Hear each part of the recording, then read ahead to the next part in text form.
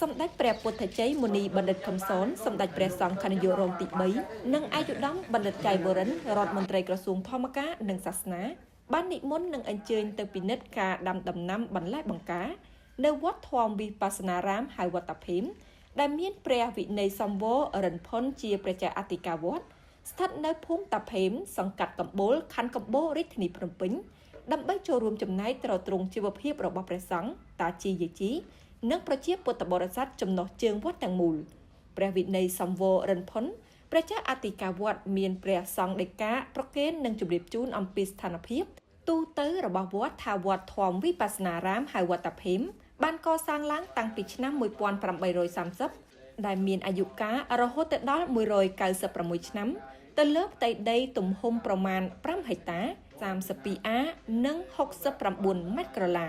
បច្ចុប្បន្នវត្តមានសរុបរបស់ព្រះសង្ឃចំនួន65អង្គតាជីយាជីសរុបចំនួន40នាក់និងក្មេងវត្តមានចំនួន5នាក់កន្លងមកអាស្រ័យដោយមានសទ្ធាជ្រះថ្លាដ៏ខ្ពង់ខ្ពស់ពីសំណាក់សម្ដេចអគ្គមហាសេនាបតីតេជោហ៊ុនសែន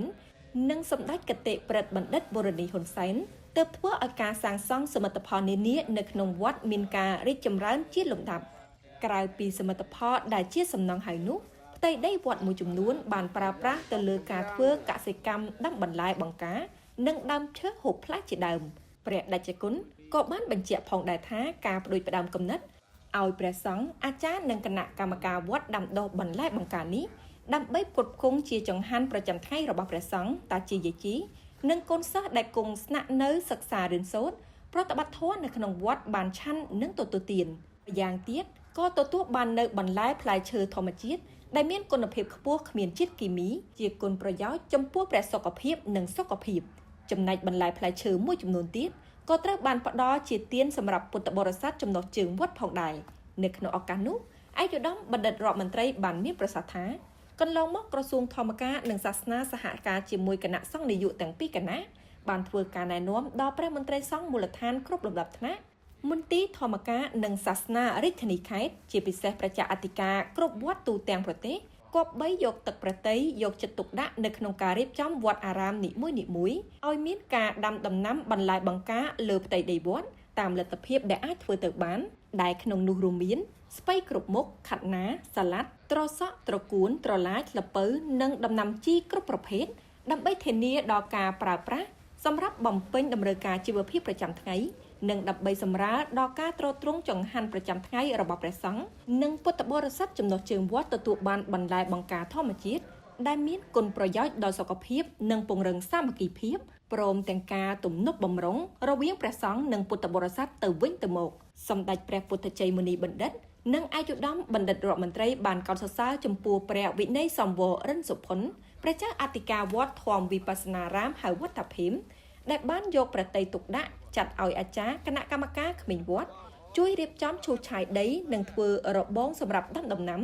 និងបន្លែបង្ការបន្ទាប់បន្សំដើម្បីផ្គត់ផ្គង់ជាចង្ហាន់ដល់ព្រះសង្ឃមិនត្រឹមតែប៉ុណ្ណោះព្រះអង្គថែមទាំងបំផុសដល់ពុទ្ធបរិស័ទចំណុះជើងវត្តឲ្យចូលរួមនៅសកម្មភាពដាំបន្លែនៅតាមគេហដ្ឋានដែលមានដីទំនេររៀងៗខ្លួនផងដែរសកម្មភាពទាំងនេះពិតជាឆ្លើយតបយ៉ាងសមស្របទៅនឹងសភាពការបច្ចុប្បន្នដែលពិភពលោកកំពុងជួបប្រទះនៅវិបត្តិសកលហើយក៏ស្របទៅនឹងទិសដៅមតញ្ញូតធម៌គឺការរស់នៅដោយភាពស្គាល់ប្រមាណរបស់ព្រះសម្មាសម្ពុទ្ធជាអម្ចាស់ដែលទ្រង់បានសម្ដែងឲ្យពុទ្ធបរិស័ទញ៉ាំងជីវិតប្រព្រឹត្តទៅក្នុងភាពស្គាល់ប្រមាណនិងស្គាល់ភាពគ្រប់គ្រាន់ចំណែកបច្ចេកទេសដាំដុះបន្លែបង្ការគណៈសង្ឃរាជធានីខេត្តមន្ទីរធម្មការនិងសាសនាព្រមទាំងពុទ្ធបរិស័ទទាំងអស់ត្រូវសហការជាមួយអាជ្ញាធរពាក់ព័ន្ធជាពិសេសជំនាញផ្នែកកសិកម្មដើម្បីជួយផ្នែកបច្ចេកទេសដាំដុះការប្រើប្រាស់ពូជនិងជីធម្មជាតិជាដើមសម្ដៅធានាបាននៅបច្ចេកទេសត្រឹមត្រូវនៅក្នុងដំណើរការដាំដំណាំបន្លែបង្ការឲ្យមានភាពល្អប្រសើរនិងវឌ្ឍនភាពទៅមុខជានិច្ច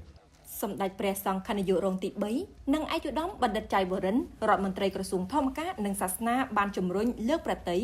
និងទឹកចិត្តដល់ព្រះគ្រូចៅអធិការនិងព្រះសង្ឃគ្រប់ព្រះអង្គព្រមទាំងពុទ្ធបរិស័ទចំណុះជើងវត្តទាំងអស់យកប្រតិយនិងយកចិត្តទុកដាក់ខិតខំប្រឹងប្រែងបន្តនិរន្តរភាពនៃការដាំដុះនេះឲ្យកាន់តែផុសផុលដើម្បីអភិវឌ្ឍវត្តឲ្យប្រែក្លាយជារមណីយដ្ឋានបៃតងជាវត្តគំរូសម្រាប់វត្តដទៃទៀតនៅទូទាំងប្រទេសបានយកតម្រាប់តាម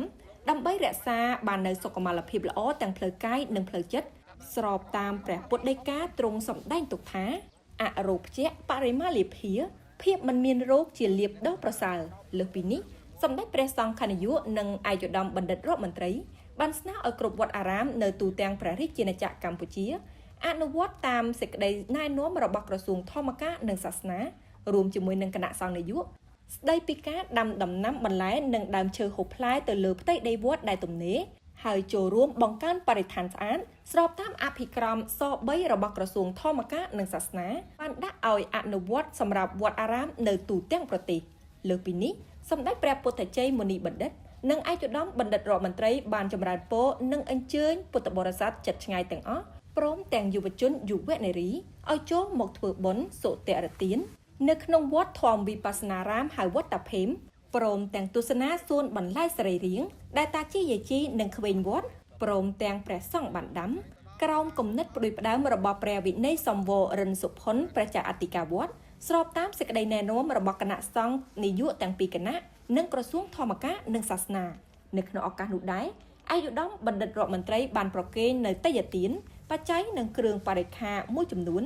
និងជីសរីរាង្គបូកាឈីរ៉ាដែលជាផលិតផលខ្មែរផលិតនៅក្នុងស្រុកកំពង់ត្របែកខេត្តព្រៃវែងដល់ព្រះចៅអធិការវត្តព្រះសង្ឃគ្រប់ព្រះអង្គព្រមទាំងអាចារ្យគណៈកម្មការវត្តតាជីយាជីផងដែរ